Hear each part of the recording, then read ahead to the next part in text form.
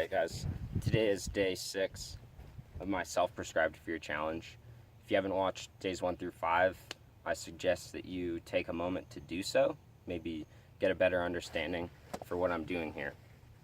So today I just wanted to share my thoughts on daydreaming and why I think it's an important thing to do on a day in, day out kind of basis. And I just want to start off with how I effectively daydream.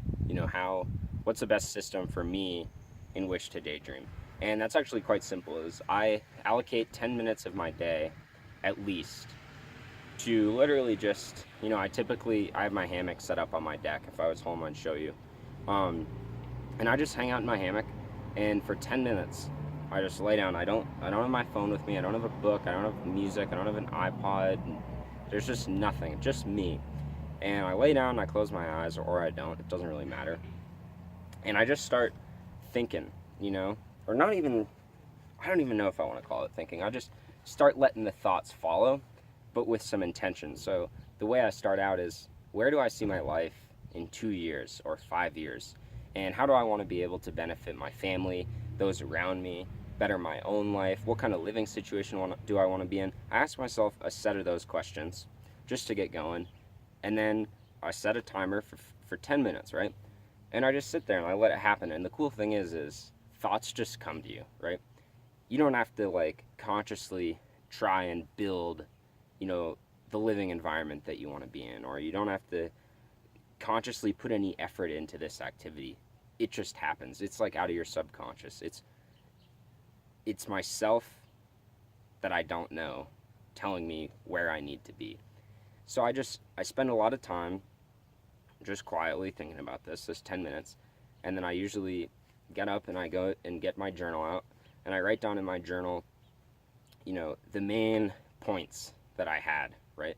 So where do I see myself living? And recently I've been imagining myself living in somewhere, I don't have a specific spot, but somewhere in Northern California. I've been thinking about moving after the winter out of Colorado, and a lot of that is due to my daydreaming, and a lot of the times I envision myself on the West Coast with the beach, learning how to surf, and just being in that kind of lifestyle, just trying it out, getting out of the mountains and trying that out, and then a whole host of other things that come along with it.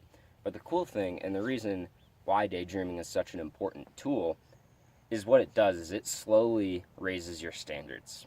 And when you raise your standards, that's how you can start to create change, because you say to yourself, no longer am I going to live like this, right? You start tearing down what you thought was ingrained and what was, a closed cell. You start thinking to yourself, no, I'm not going to live, share my spot with 5 roommates that I don't know, or whatever. You might start imagining, I want to be able to provide enough that I can be in a comfortable space, and maybe have enough money in my income to provide for my family, and maybe upgrade the living situation of anyone. I mean, it's amazing where it starts to go just based on this daydreaming. And when you do it consistently day in and day out, what you actually start to do is condition your mind into thinking that is a reality. It's actually just as real as the life that you're living in now. And so when you do that with consistent daily action, over time, what will actually happen is you'll actually get so fed up with where you're at right now, because it's not in tune with your future reality that you envision. And what that becomes is excellent motivation to just start knocking those things out, changing your habits, and improving yourself on a day-to-day basis, so that someday, just imagine literally creating the life of your dreams in your head, and then that day when you get to wake up and roll out of your bed and say to yourself, hold on a minute, this is the life that I created in my mind 2 years ago, or 5 years ago, or a year ago, right? So it all starts with just taking the time.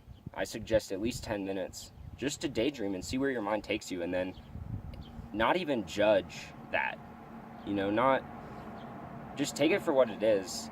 And if it resonates with you and it's something that maybe you want to see happen in time, start writing out an action plan, right? Because all goals can be met with a specific set of actions. Goals don't happen overnight. Change doesn't happen overnight. It happens based on consistent action that you take. The little things that are greater than the whole when they're added up, right?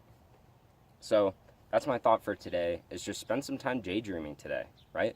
Ask your friends. Get your friends together and say, guys, how do you envision the next 2 years of your life, the next 5 years of your life? And just daydream. Throw it out there. Get crazy, you know? Just imagine, because anything you can create in your mind, you can create in your reality right here. So that's my challenge to everyone, to just daydream, right? Little kids do it in class. But you know what happened in class? We got yelled at for daydreaming because we weren't paying attention. Well, now's your time to daydream as long as you want. Fuck, you can spend an hour daydreaming, 2 hours daydreaming. No one really no one cares. No one's going to judge you for it. It's your own time. It's your own time to reflect on the life that you want to start creating. And then you can raise your standards. And when you raise your standards and you say enough is enough, this has got to change, it's going to start to change. So we can get back to skateboarding on this beautiful Sunday. Thanks for watching.